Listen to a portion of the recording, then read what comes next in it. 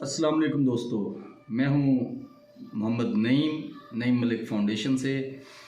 आज हम एक ऐसी मिथ जो है उसके बारे में डिस्कस करते हैं कि ये गलत है।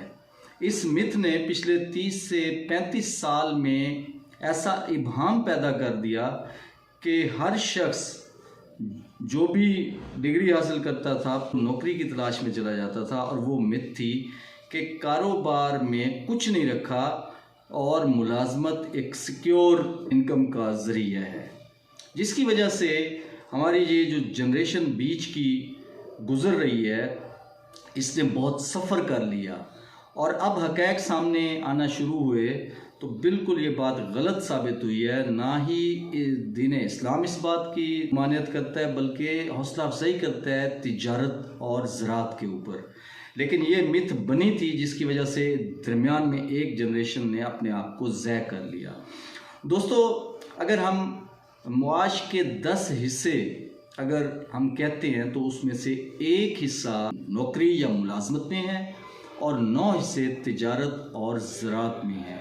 लेकिन उसमें भी ज़राअत का हिस्सा बेशक तिजारत से भी अफजल है, लेकिन आप देखें कि तिजारत हर शख्स कर सकता है लेकिन ज़राअत फिर स्पेसिफिक लोग ही कर सकते हैं। तो मैंने कहा ये इस मिथ को आप तोड़ें। अब हम अगर इस्लामी पर्सपेक्टिव से देखते हैं तो रिज़्क़ हलाल कमाना इस्लाम की रूह है और नबी करीम सल्लल्लाहु अलैहि वसल्लम ने भी अपनी जवानी में तिजारत ही की है। अरब के एक इंतहाई ईमानदार ताजिर के तौर पर मशहूर थे। तो इसमें 2 चीज़ों का फ़ायदा होता है, एक तो आपको रिज़्क़ वसी अल्लाह पाक दे देते हैं और दूसरा एक अजर व सवाब वाला जो पहलू है वो भी इसके अंदर पिन्हा है। इसी तरीके से अगर हम इसका और थोड़ा सा जायज़ा लेते हैं तो कुरान पाक जो है वो सरासर मुसलमानों को हर कदम पर तरगीब देता है हर अच्छे पहलू की।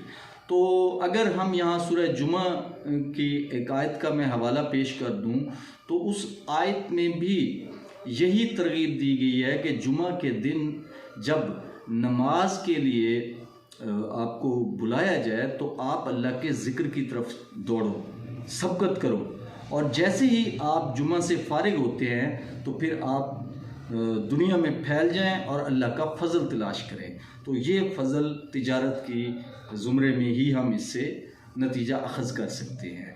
नेगेटिव पहलू भी निकल सकता है कि तिजारत से मना कर दिया गया, तो वो एक स्पेसिफिक टाइम पीरियड के लिए है कि जब बुला लिया जाए तो आपने उसको बैलेंस करना है। इस आयत से कतन ये मुराद नहीं है कि आपने तिजारत नहीं करनी, बल्कि आपने उस वक्त उसको पोस्टपोन करके पॉज करके आपने उसके बैलेंस और उसके पैरेलल एक इस्लाम का इंतहाई अहम रुकन है जो हफ्ते में एक दिन आता है जुमा का, उसकी नमाज की अहमियत भी बयान कर दी गई। तो वो आप अदा करें और उसके बाद अल्लाह का फ़ज़ल तलाश करने के लिए अल्लाह की ज़मीन पर फैल जाएं। तो इससे हमें बिल्कुल वाज़े हो जाता है कि हमें तिजारत ही करनी चाहिए।